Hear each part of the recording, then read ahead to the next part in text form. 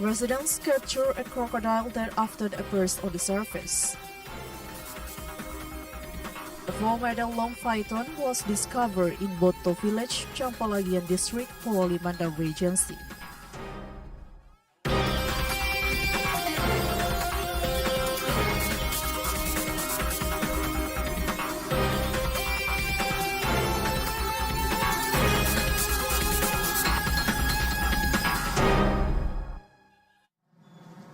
Assalamualaikum warahmatullahi wabarakatuh. Welcome to Sulbar News. In 30 minutes, we are going to give you a highlight information from this week. You can also watch our live broadcast in our YouTube channel, TVRI Sulbar. With me, Marwa Bidin, this is Sulbar News.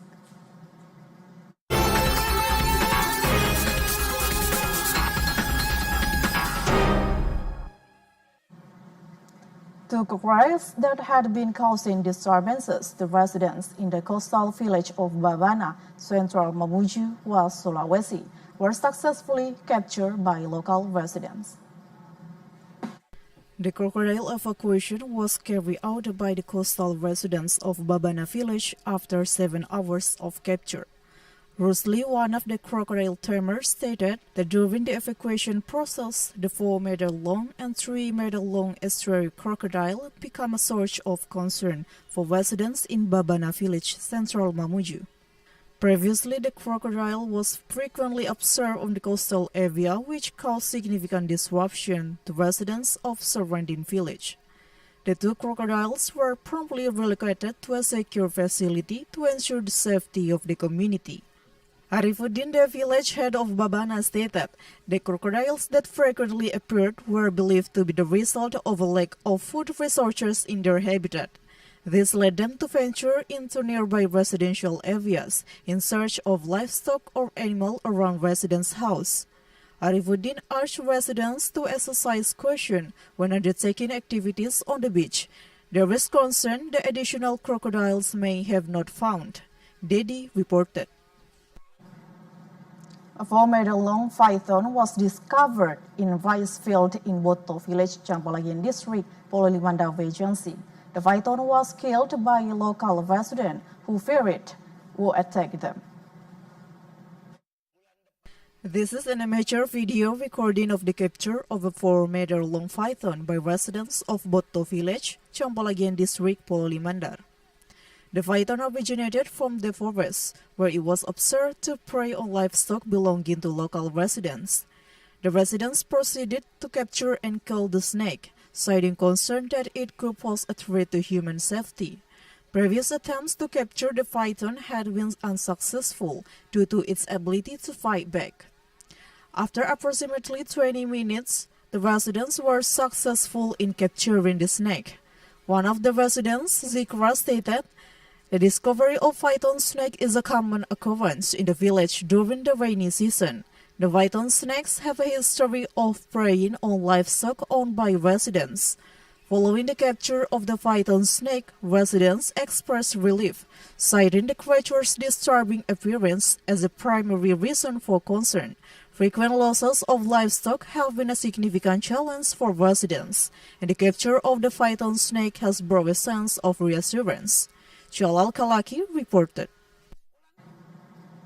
A number of children in Campalagian district, Polimanda Regency, without any fear, playing with a 5-meter-long python. The snake was captured by a local farmer. Number of children in Boto village, Campalagian district, Polimanda, who were observed playing with a 4-meter-long python that had recently been captured by a local farmer. The video of these children's action has been viral on social media. Without fear, a number of children were seen holding snake that could be wrapped around them, then paraded through the village as a toy. One of the residents, Zikra, stated that the appearance of a 4-meter-long python often coincides with the rainy season. This is when some of the residents' livestock become a target for prey, and the appearance of the snake has been a concern for residents. The snake is currently in the residence, awaiting the arrival of relevant parties to take it. Jalal Kalaki reported. Residents' access have yet to regain following the flooding that damaged the bridge connecting the village in Tombo District, Mamuju Regency. For those who own katinting boats, this has created a fortuitous opportunity. Following the recent disaster, katinting boat owners, Kabi Village, Tombo District, Mamuju Regency, Sulawesi, have been offered a fortuitous opportunity following the flood which caused the bridge to be cut down due to a flash flood on Monday, 21 October 2024. The current crossing access is provided by boat. One of the boat owners, Sudirman, has confirmed that he generates income from a crossing service business. Sudirman and several relatives rent out boats to residents who wish to cross. Sudirman can earn up to 900 rupiah per day, with earnings potentially reaching millions of rupiah per day. For one crossing, he charges a fare of between 5 and 10,000 rupiah per day. Sudirman expects the government to repair the bridge without delay so that residents can regain the access. Dedi reported. Coming up next, road was damaged and inundated with water in front of the Pasangkayu TVRI office. Kim Cahaya Rezeki found passengers safe. We'll be back with more information. Stay with us on Sulbar News.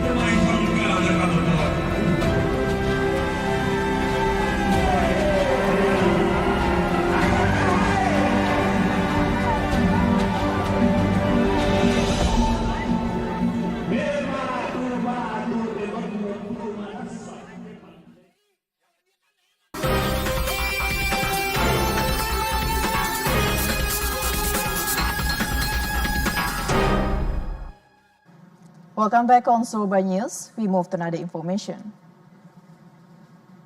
The residents have expressed the concern regarding the damaged road in front of the office of the Pasangkayu Regional People's Representative Council of Sulawesi Province.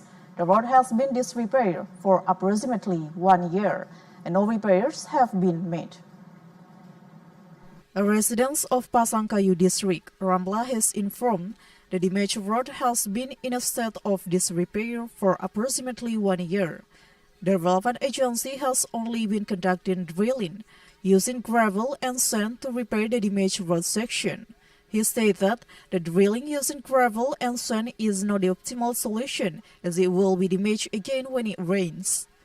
The damage and water flow prone section is a significant safety hazard, particularly for motorcycle riders, and has resulted in numerous traffic accidents. Ramla requests that the damaged road be prepared immediately to ensure the comfort of drivers, particularly given its proximity to Pasangkayu City and the region's office.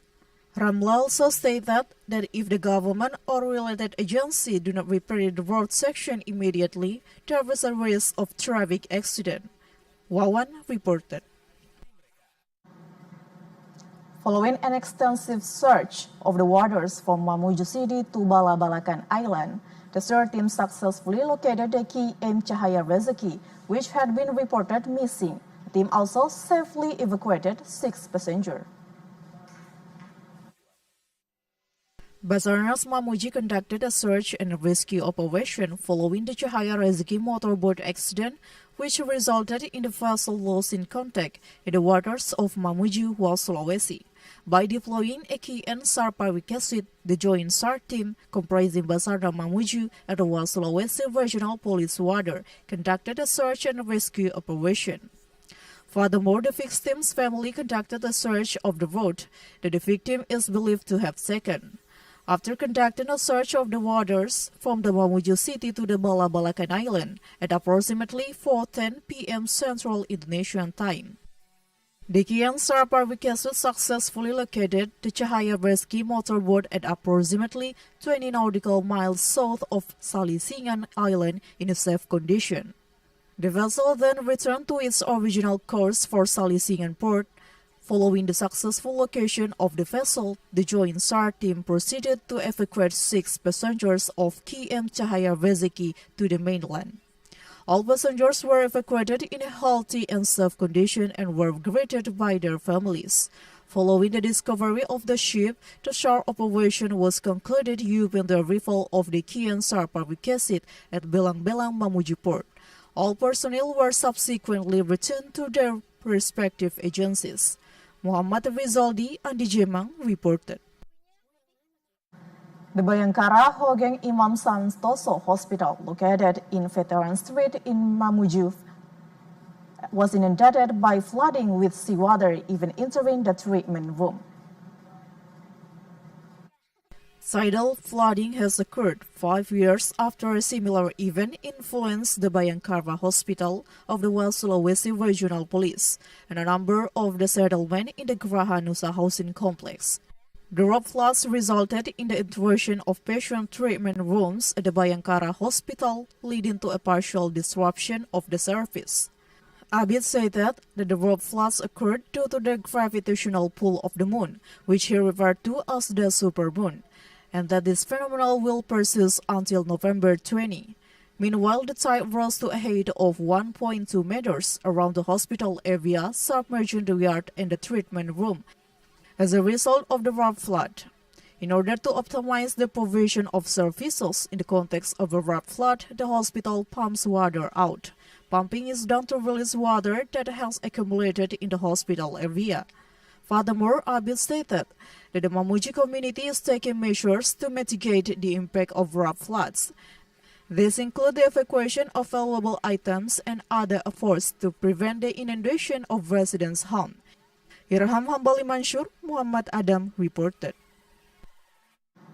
The Child and Women Protection Service of Mamuju Regency noted a significant number of cases of violence against children throughout the period between 2023 and 2024, with the total number of cases reaching almost 100. This is considered to be relatively high. The latest data from the Mamuju PPA service indicates the number of cases of violence against children over the past 2 years has reached almost 100 individuals. In 2023, the number of child violence cases in Mamuju Regency reached 56 cases. 33 cases are sexual violence. There have been 11 cases of physical violence, 8 cases of children in conflict with the law, 3 cases of psychological violence, and 1 case of child neglect. The individuals are aged between 18 and under, with 35 female and 21 male. Furthermore, there are 34% reduction in 2024, which would equate to 37 cases. The most prevalent form of violence is sexual violence, with 23 cases.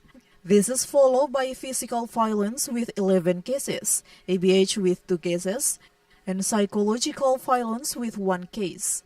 Hartati, the head of the Division of Violence Prevention and Handling at the Mamuju PPA service, stated that these cases were on average perpetrated by individuals known to the victim. The triggers are diverse, encompassing family environment, economic factors, and the lack of religious education. Additionally, Hartati said that the actual number of cases of violence in Mamuju Regency may be higher than what has been recorded by the PPA service, as the party only records cases based on reports it's received. Nevertheless, he continues to provide comprehensive assistance to children who are victims of violence. Irham Hambali Mansur, Muhammad Adam reported. The Majene District Inspectorate will conduct a follow-up investigation into the allegation of corruption in Paminggalan village. As reported by the Majene District Attorney, a service of examination will be conducted on village officials regarding the alleged misuse of village fund. In response to the report from the High Prosecutor's Office of Majene regarding an alleged incident of corruption or falsification, the Inspectorate team of Majene Regency will conduct a series of investigation in Paminggalan village to look into 4 projects that occurred. This information was conveniently conveyed by the young auditor of the Inspectorate of Majene, Amrin, while conducting an audit with a number of village heads throughout Majene Regency. He elaborated that his party is currently pursuing the alleged fictive village fund project case in the Paminggalan. The case, which investigates the village head, is still in the investigation stage, and only the prosecutor's office can determine its outcome. He added that the total budget or state losses cannot be determined because the case is still under audit. However, the community and students who had demonstrated estimated the losses to reach 550 million rupiah. It has been previously reported that the Indonesian Society Student Activist Committee held a demonstration in front of the Majene District Attorney's Office. The demonstration called for residents to submit a report on alleged corruption in the village fund. Amrin explained that the report indicates the village head has misused 2023 village fund, specifically citing an alleged fictitious project. His party is committed to resolving the case report as soon as possible. Aswar Abdillah reported.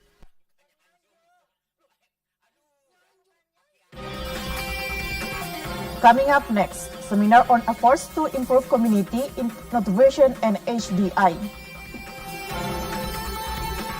Grillfish dishes tantalize the taste buds. We'll be back after the break. Stay with us on Sulbar News.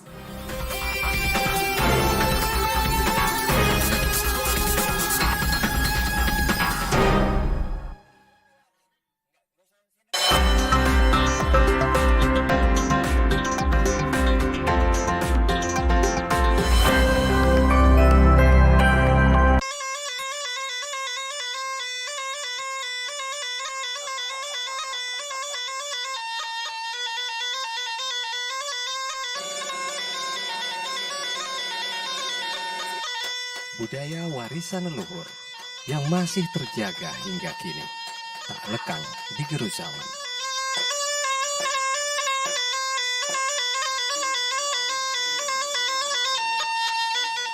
Ia tak sekedar lekuk sejarah, ia hadir sebagai filosofi hidup orang Mandar di setiap sosoknya.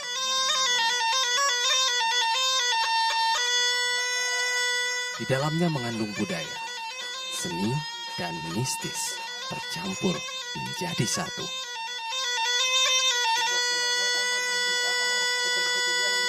Mari lestarikan budaya asli Sulawesi Barat.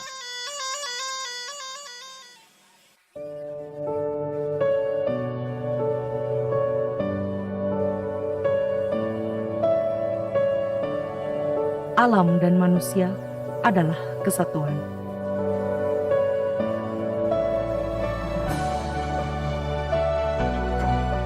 Terikat kuat layaknya jalinan benang yang membentuk kayu.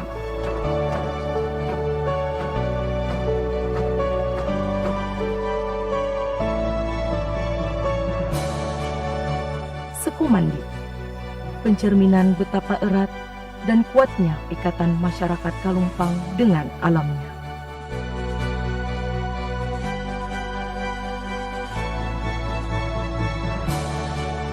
Marilah menjaga warisan leluhur kita sebagai identitas diri.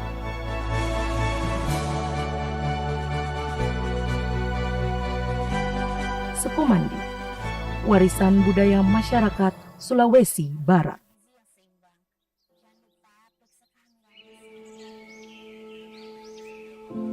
Taman Nasional Tanjung Puting. Disinilah lokasi kami tinggal dan hidup. Hutan hujan tropis di Kalimantan adalah rumah bagi kami, orang utan. Orang utan inilah yang satu-satunya peninggalan nenek moyang kita dan sangat disayangkan apabila kita tidak melindungi dan mengetahui apa sih orang utan itu. Kita harus melindungi dari kepunahan dan untuk menjaga kelestariannya. Jagalah kami dari kepunahan, agar tak hanya dongeng yang menjadi warisan.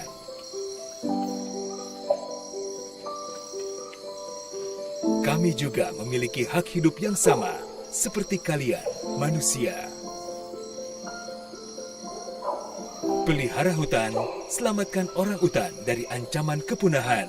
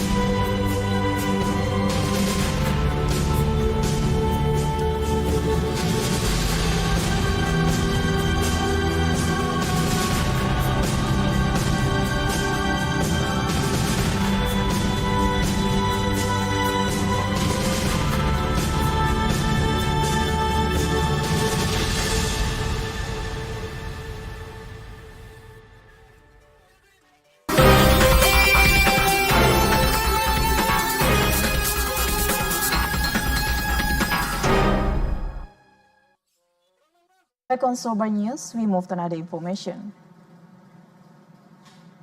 In order to enhance community nutrition and the Human Development Index in Sulawesi, Sulawesi University recently hosted an international seminar which featured a number of experts from Malaysia, Ireland, and Australia. The issue of stunting remains a complex problem in various regions, as evidenced by the data from the 2023 Indonesian Health Survey. The prevalence of stunting in Sulawesi is 30.3%. This is below of East Nusa Tenggara Province. In response to this, the University of Sulawesi is holding an international seminar. A number of experts or presenters from various countries have been invited to discuss the issue. Director of the University of Sulawesi, Professor Muhammad Abdi, outlined the seminar's agenda in the context of educational initiative to enhance community nutrition and the Human Development Index in Sulawesi. He highlighted that this is crucial given that Sulawesi is still facing the challenge of stunting. To effectively address this issue, it is essential to sustain socialization and educational initiatives that foster understanding and promote stunting prevention. Furthermore, he highlighted that one of the key contributing factors to the high stunting rate is the way parents care for their children from an early age.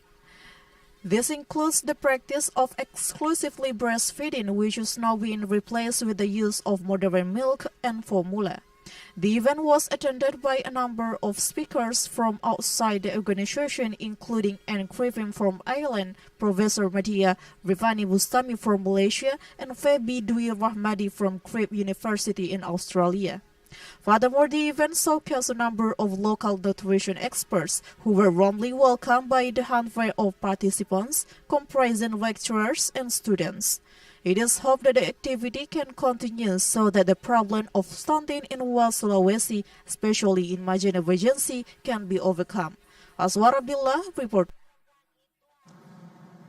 The grilled fish culinary on the Trans-Sulawesi Road in Barat village, Central Mamuju Regency, offers a distinctive taste that it consistently attracts repeat customers. A culinary excursion in Central Mamuju Regency, West Sulawesi, would be incomplete without a visit to Saudara restaurant located on Trans-Sulawesi Road, Road 2 in Barat village.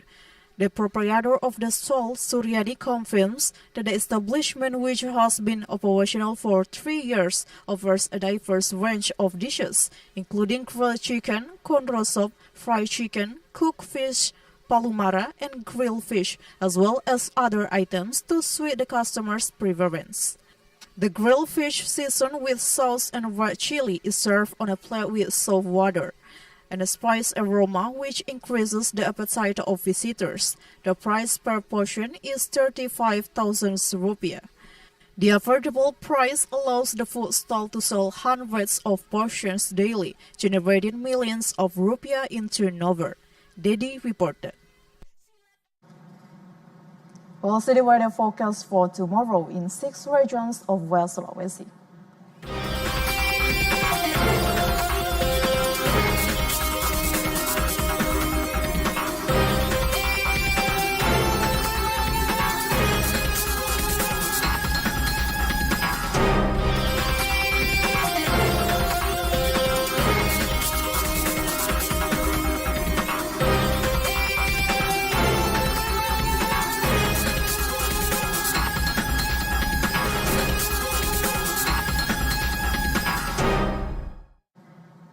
That's all the information of West Sulawesi. I'm Marwa Bidin and all the crew say thank you for watching Sulbar News today. See you next week.